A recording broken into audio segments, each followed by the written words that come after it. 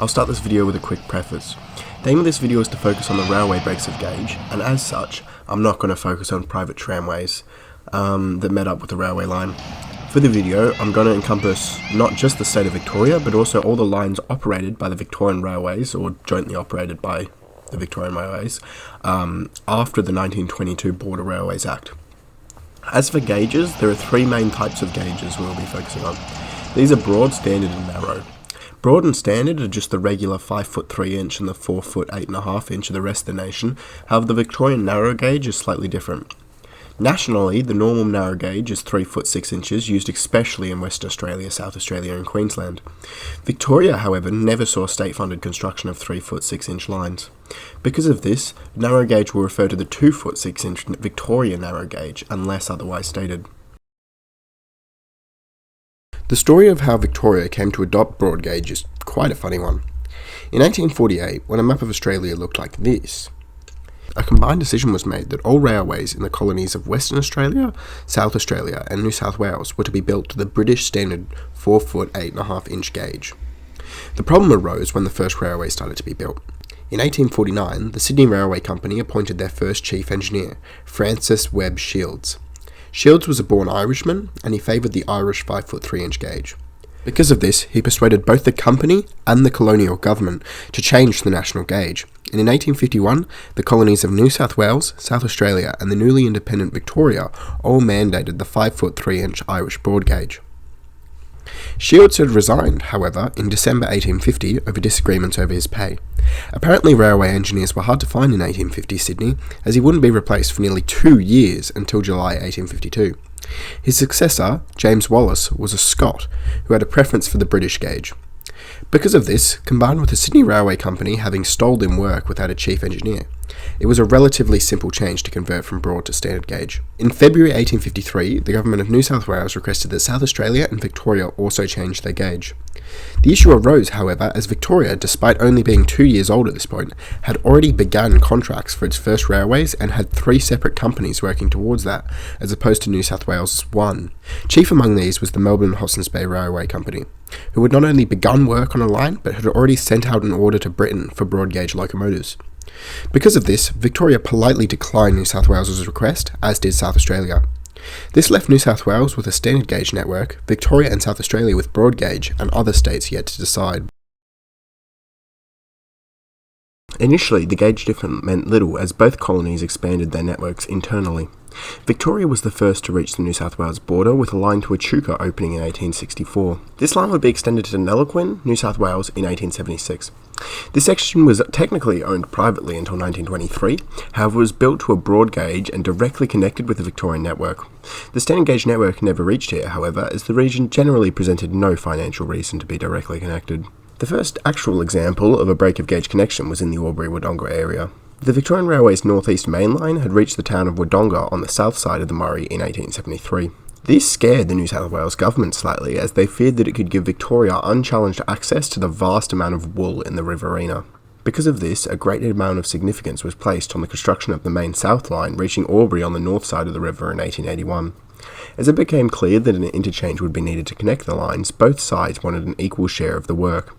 As a result, it was decided that Albury would serve as a passenger interchange with a massive 454-metre long platform, which was the longest in Australia at the time, and Wodonga would serve as the freight interchange, allowing livestock and goods to be transferred.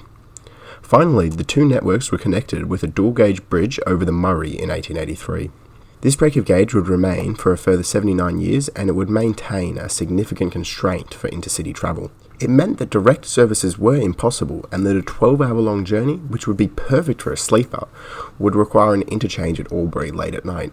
Originally ran with regular stopping trains, in 1937 a new express train direct from Spencer Street to Albury was introduced. This train, the Spirit of Progress, ran every night towards Albury, leaving Spencer Street at 6:30 p.m. and arriving at Albury at 10:20. It would then be stabled for return to Spencer Street at 8 a.m. the next day, arriving at 11:35. This train was met in Albury by a New South Wales Government Railway express train. This train was not named until later years when it gained the name Intercapital Daylight. These services would continue to run with an interchange right until the standardisation in 1962. Waganya is an interesting case, and I'm not sure about including it. It was first reached from the Victorian side in 1879, followed by the New South Wales side in 1892. The reason I'm not sure to include it is while both lines were terminating in the same urban area, the standard gauge line terminated in Corowa on the north bank and the broad gauge line terminated in Waganya on the south bank. Because the lines were incompatible, and a break of gauge was available not that far away in Albury, no rail bridge across the river was ever built, and any transfer would require the 2.5 kilometre walk across the river. Both lines would remain open into the 20th century, with the broad gauge line losing passenger services in 1962 and being closed in 1995, and the standard gauge side lost passengers in 1975 and the line closed in 1988.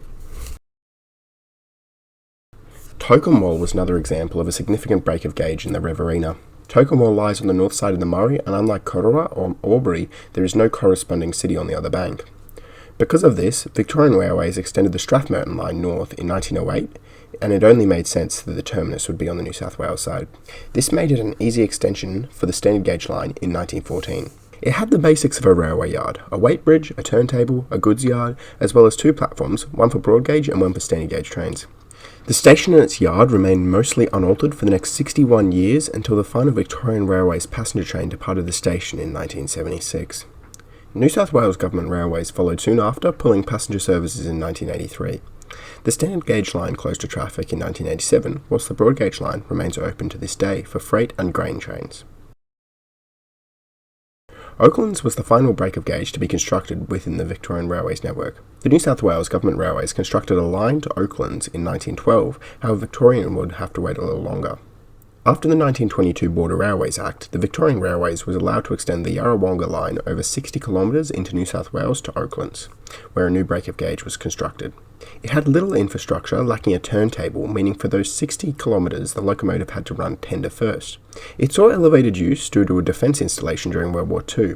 Despite the New South Wales line having passenger services since construction, the Victorian side would only gain a twice-weekly rail motor in 1946, which had stopped running in the early 50s.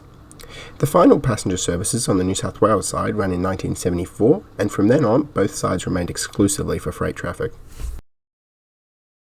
Walsall and Mount Gambier are the only South Australian examples on this list. Walsall is 5.2 kilometres from the Victorian border on the Adelaide to Melbourne line. It also served as the northern terminus of the 3-foot 6-inch narrow gauge Mount Gambier line. The railway reached here in 1883, but it wouldn't be until 1888 that the Victorian side reached the border. The Mount Gambier line also opened to Walsall in 1883. As for Mount Gambier, the first line to reach it would be from Rivoli Bay in 1878. The line from Walsall wouldn't get there until 1887. A new line from Haywood to Mount Gambier would open in 1917. This line would be built as broad gauge and jointly constructed by both South Australian Railways and Victorian Railways. It created a break of gauge in Mount Gambier, which was equipped with a sizable goods yard and a roundhouse. The break of gauge at these two locations would remain until 1959. In 1953, the whole line from Walsall to Mount Gambier was converted to dual gauge, broad and narrow, with the narrow gauge tracks removed in 1959. The line was closed to passengers in 1990 and would be closed overall in 1995 when the main line to Adelaide was converted to a standard gauge line. The story of the Victorian narrow gauge starts with the 1890s financial crisis. As railway construction prices rose and the economy began to tumble, methods of reducing the cost of railways became desperately needed. They took an idea from the states of Queensland, Western Australia and South Australia of building narrow gauge lines to save cost and reduce the work required. As a result of this, a parliamentary committee was organised in 1895 to propose to the Victorian Legislative Assembly a set of potential lines as well as assess the most viable and evaluate savings. In end, 14 lines were proposed and is listed as follows. This line was very briefly touched on in the report, branching vaguely from the South Gippsland line and following the Bass River with stations at Jabanya, Woolamai and Wonthaggi. It would serve the large fruit orchards in the area, as well as timber and coal in the region. It is admitted in the report, however, that the terrain of this region is plenty flat enough for a broad gauge line to be laid, and narrow gauge was not ideal for the region. The next line was proposed to provide access to the immense timber of the beech forest region. There were two proposals, one branching off the main line at Colac and one that would convert and extend the existing broad gauge at Forest Hill. It was also posited that the line could be, in future, extended all the way to Wattle Hill. No stations are directly named in the proposal, however their location can be inferred. This line was proposed as a direct connection between the Gippsland line at Traralgon and the South Gippsland line at Yarram via Carryyoung. This mountainous route had already been surveyed for a broad gauge line, and it was hoped that by making it narrow gauge it would satisfy the area while minimising losses. The Kurrajong region proved relatively unpromising in terms of resources, with a limited timber supply and relatively infertile land.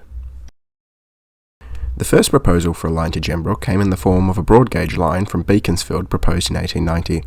This was rejected, but Gembrook remained to have huge potential for timber in close proximity to the city. There were also large fruit plantations as well as promising mines in the area as well. Whilst being evaluated for a narrow gauge line, several options came forward.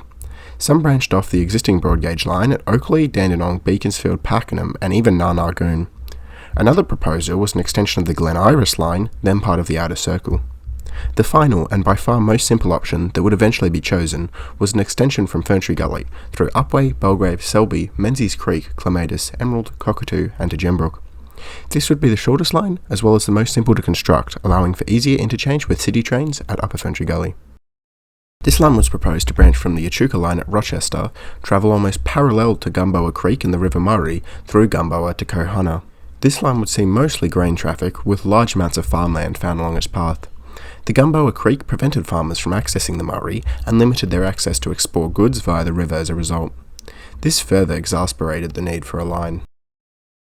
Early in 1894, a proposed broad gauge line from Glenrowan to Eddy was struck down by the Victorian Parliament. The locals of the region were angered by this and began attempting to directly finance the construction of a narrow gauge line from Wangaratta to Eddy. Once it came out that the Victorian Railways was directly searching for narrow gauge routes, the locals directed the proposal to them, making it one of the easiest proposals to investigate. The final plan was a line from Wangaratta along the King River to Whitfield, with a possible extension from Whitfield to Tomi or even to Mansfield.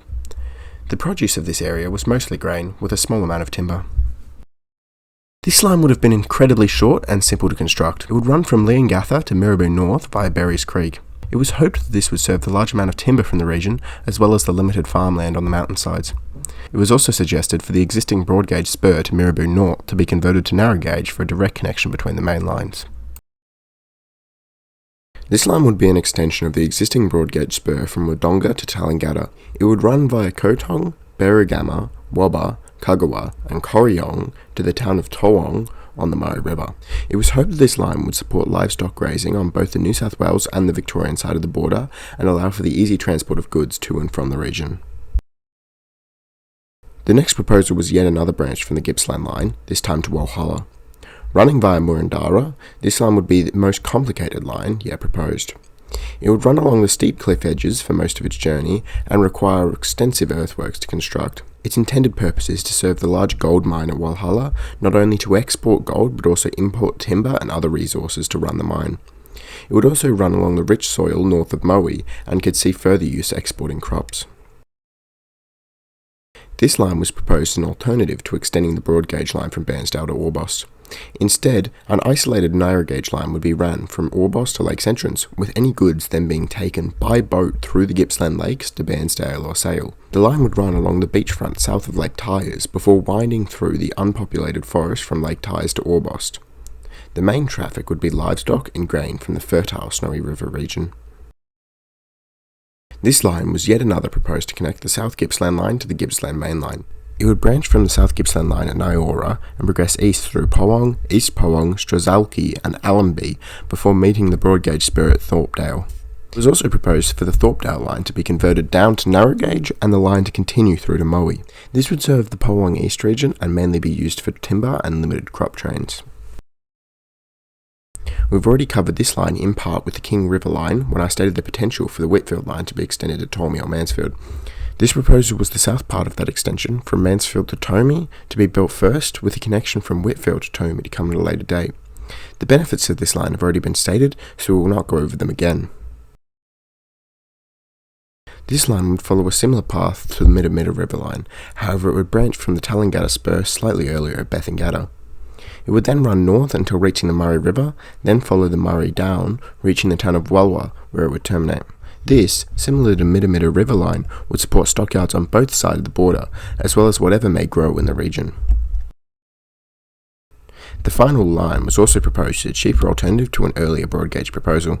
In 1890, a railway from Croydon to Launching Place was proposed, however it was struck down due to a lack of settlement in the area. It was once again proposed a narrow gauge line, this time running from Lilydale, then roughly following the Allenda Creek before following the original route through Mount Evelyn, Wandon, Seville, Woorollalek and Launching Place before terminating in Yarra Junction. It was also stipulated that provisions for an extension to Warburton should be made. This line would serve the large fruit plantations of the Upper Yarra Valley, as well as any other crops grown in the region. Large amounts of timber could also be sourced from the outer reaches of the line, particularly in the Yarra Junction and Warburton areas. Passenger traffic was also predicted to be significant on the line, as a settlement in the area had rapidly expanded. Finally, at the conclusion of the 1895 report, 4 lines were chosen as the highest priority for construction: the Warburton Line, the King River Line, the Gembrook Line and the Beach Forest Line. Quickly after, however, some changes were made. Initially, the gauge was altered from the 2-foot gauge of the original proposal to a larger 2-foot 6-inch gauge. Next, the Warburton Line was changed to broad gauge and replaced by the Walhalla Line. The first line to open was the King River Line to Whitfield. It opened in March 1899 and created a break of gauge at Wangaratta. A turntable and yard was available for the narrow gauge trains. The line remained open for 54 years until 1953, when it was closed to all traffic. The proposals to extend the line to Tolmi hung around for a considerable amount of time after construction, however it would never turn out. This terminus makes Wangaratta, to my knowledge, the only location in Victoria to have seen all 3 Victorian gauges, although not at the same time, as the Whitfield line closed 9 years before the standard gauge was extended to Melbourne. The next line to open was the Gembrook Line from Upper Ferntree Gully to Gembrook. This winding line ran through the hills with stops at Upper Ferntree Gully, Upway, Tacoma, Belgrave, Selby, Menzies Creek, Clematis, Emerald, Cockatoo and Gembrook. It served the towns along the line, as well as helping with the large timber trade that existed in the region. The line was never extended, and it would remain open until 1953, when a landslide blocked services past Selby, with services to Selby terminating in 1954. The break of gauge at Upper Ferntree Gully was relatively small, with a broad gauge yard and a turntable, and a narrow gauge yard and engine facilities. A rather interesting fact about Upper Ferntree Gully is that the original setup had a passenger and goods platform for the broad gauge side, but the narrow gauge tracks lacked even a platform, with passengers just having to climb up onto the train. The section of the line from Upper Ferntree Gully to Belgrave was converted to broad gauge in 1962 for an extension of suburban services. Today, most of the original right-of-way has been preserved as a walking/cycling track, which still sees frequent use. The area beyond Belgrave has been preserved, and I will detail this later in the video. The third line to open was the Colac to Beach Forest line in 1902. Its primary use remained as timber and firewood, however it would see some passenger services and would be the only narrow gauge line to be extended from Beach Forest to Crows in 1911.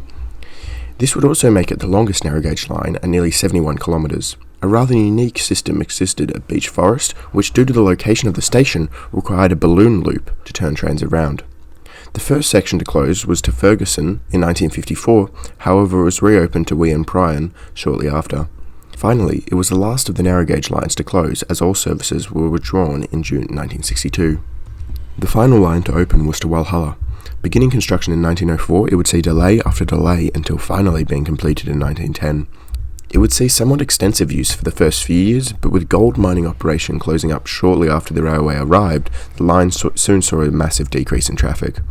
By the 1930s, there was virtually no traffic going to Walhalla, and as such, the line was curtailed to Platina in 1944.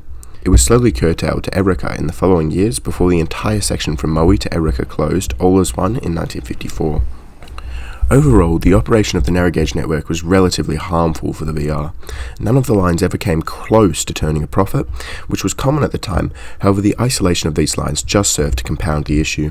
This, combined with the fact that most of the lines were in decline within a few decades of their construction, left the VR with a costly and unoptimized network, and it is understandable that they were promptly closed.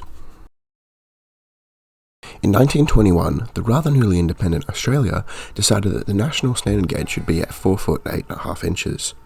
Early standardisation projects generally focused on issues outside of Victoria, such as the Trans-Australian Railway, which after its completion in 1917 had 4 breaks of gauge along its length. The first proposal that impacted Victoria was the 1945 CLAP report, which called for the conversion of all Victorian and South Australian broad gauge tracks to standard gauge. Suffice to say, this was immediately rejected by South Australia and only led to preliminary talks with Victoria. The first gauge conversion to affect Victoria was the conversion of the Wolseley to Mount Gambier line to standard gauge in 1954. This removed 2 breaks of gauge on the network and the only break of gauge on the South Australian border. A 1956 commission finally recognised that the mass conversion of all lines was simply impractical and rather called for conversion of the main trunk lines. Two of these were along the Trans-Australian Railway to remove the last breaks of gauge and to connect Adelaide. However, the third and most prioritised was the standardisation of the line from Albury to Melbourne. Construction started almost immediately, and in 1962 a separate standard gauge track was opened from Albury to Melbourne, running via the northeast line to Chicana before following the broad gauge alignment to Albion and running through Tottenham, under Footscray and into Spencer Street. The addition of this line preserved the original broad gauge alignment while still allowing freight and passenger traffic to run directly from Sydney to Melbourne without changing trains. Freight traffic increased nearly 30% in the first few years, and a new continuous overnight passenger train also proved popular to commuters. The next conversion within Victoria occurred in 1995 as part of Keating's One Nation plan. It involved the conversion of the whole Melbourne to Adelaide railway corridor from broad to standard gauge, along with the Hopetown, Portland, Yapete, Pinaroo, Loxton and Upper Murray lines. It also resulted in the closure of the Wolseley to Mount Gambier and the Haywood to Mount Gambier lines. In the early 2000s, a program was initiated to fully convert the North East line from Seymour to Albury to standard gauge, removing the original broad gauge track. The only branch along this line to be converted was the aforementioned Oaklands line, removing another break of gauge. The most recent standardisation project in Victoria has been the Murray Basin Rail project. The first stage of this project included track works to allow for an increased top speed along the entire line, with work concluding in 2016. The next stage, the conversion of the whole Mildura and Murraysville line to standard gauge, commenced in 2017 and was completed in early 2018. The whole northwest of the state, from Ararat to Mildura and Murrayville, was converted to standard. Further stages were planned, with Stage 3 planned to convert the Sea Lake and Manatadang lines, and Stages 4 and 5 to convert the Maryborough to Ballarat and the Geelong to Ballarat lines to dual gauge. These plans were cancelled, however, in mid-2018, and as of yet, we are yet to see another project continue in its place. Today, there are, in Victoria, at least to my knowledge, 3 distinct break of gauge locations. These are the Southern Cross/South Island area, Ararat and Belgrave. At Southern Cross, all standard gauge passenger services terminate and a transfer is required to board broad gauge services, and vice versa. South Island and the surrounding area is the same case, except for freight traffic. Ararat is the terminus of the broad gauge Melbourne to Ararat line and has standard gauge tracks coming in from the north, west and south. A very small yard is located there for broad gauge trains, however it is a relatively generic stop. There are 2 platforms, one is a dock for broad gauge trains and the other is a longer one used for standard gauge trains. The last location listed is Belgrave. Whilst there is technically 2 Belgrave stations, one for broad gauge and one for narrow gauge trains, I still reckon it counts. The broad gauge sees frequent electric suburban trains and has a single siding towards the city. The narrow gauge station has an exceptionally long platform, a runaround track and a large maintenance yard for its locomotives. This station is served by the Puffing Billy tourist train, which runs several times daily. As for tracks, currently only broad and standard gauge see use in mainline tracks. However, if you include tracks owned by tourist railways, this also includes 3 foot 6 inch and 2 foot 6 inch narrow gauge. We'll now go through these. Broad gauge is still in use on all suburban lines, as well as the regional lines to Bairnsdale, Tocumwal, Deniliquin, Piangil, Manantang, Sea Lake, Ararat and Warrnambool. It is also used on the Daylesford, Malden and Yarra Valley tourist railways. Standard gauge is used on the intercapital lines to Sydney and Adelaide, as well as on the Mildura line. It is also used on several branch lines, namely to Oaklands, Murrayville, Hopetown, Rainbow and Portland. No tourist railway operates standard gauge lines, however several preservation societies maintain preserved rolling stock, notably SteamRail and 707 operations. No state-owned 3 foot 6 inch lines exist in Victoria, however a single tourist train operated on the Bellarine Peninsula uses this gauge. Originally this line was broad gauge when working, however due to rolling stock availability, the tourist railway decided to change the gauge when reopening the line. The organisation now owns 17 locomotives and 2 rail cars, one of which comes from South Australia, 1 from New South Wales, 3 from Queensland, 2 from Western Australia, 7 from Tasmania and only 5 from Victoria. All government-operated Victorian narrow gauge lines had closed for traffic by the mid-1960s. This did not stop their preservation, however, and today 2 are operated by private tourist organisations. These are the Puffing Billy line from Belgrave to Gembrook and the Walhalla line from Thompson to Walhalla. Puffing Billy has been operating from practically when the line closed in the 1950s and has been carrying tourists ever since. The Walhalla line is slightly different, with the line laying abandoned and decaying for 50 years until a short section was restored, opening in 2002. Almost all of the restoration work was undone in the fires of 2006, when most of the trestle bridges burnt down. These were rebuilt early in the next year, however, and services have continued mostly as normal since then. This is my customary unscripted outro. Yeah, I've tried a different editing style with this. I think it's probably apparent, especially in the start of the video. With research, it's just mostly be online. I haven't really used any of my books for this other than a bit of Victorian Railways 1962 by Leo J. Harrigan. I mention it every video, but it's a brilliant book.